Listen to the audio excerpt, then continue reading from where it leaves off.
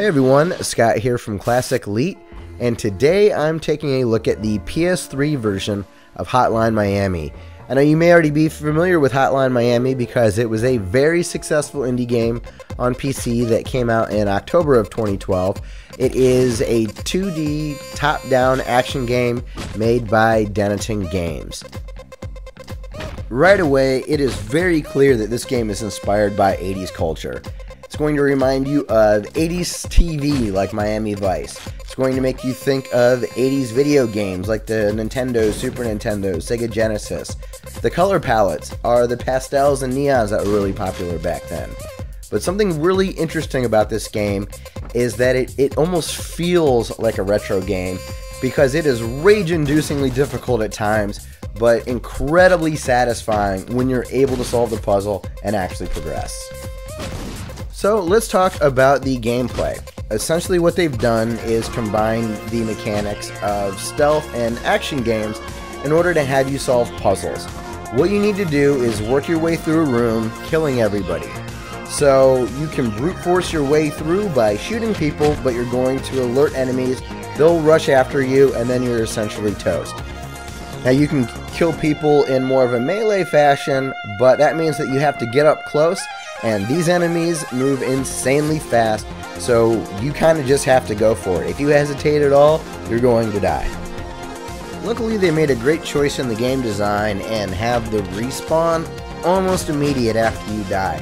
This is great because it's going to allow you to try a whole bunch of different approaches really quickly, and eventually you'll figure out the best way to get through each of the stages. Now, as you progress through the 21 stages that are in this game, you're going to get experience points, which help you unlock new weapons, but also when you complete a level, you're going to get a mask that you can wear. These masks will give you some sort of an attribute, whether that means that a dog won't attack you, or maybe you're going to be able to walk faster. Depending on how difficult a particular level is, depends on which mask is going to work better for the obstacles that you're going to encounter.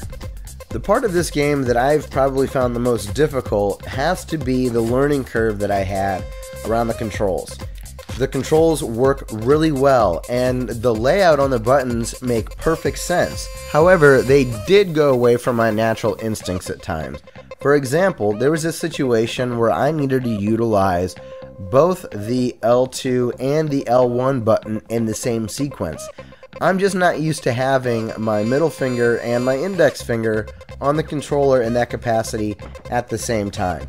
The scenario that created this situation was pretty straightforward.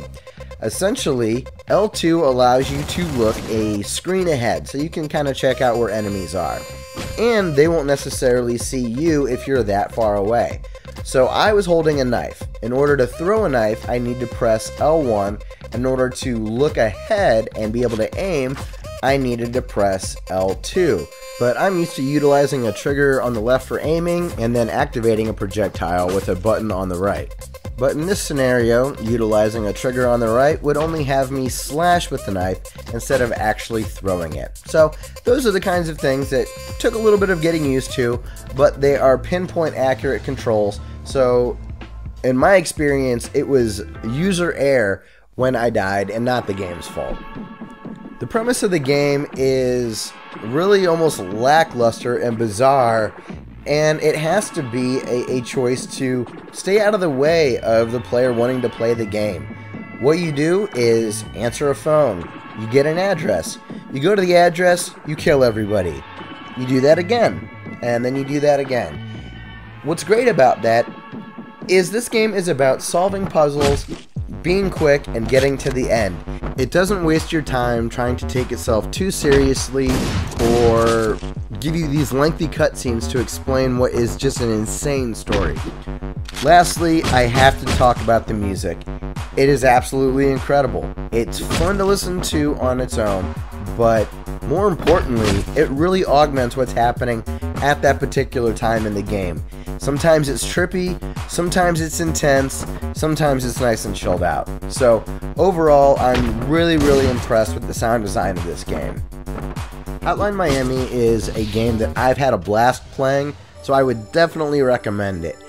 The challenge is incredible, but it's really satisfying when you're successful.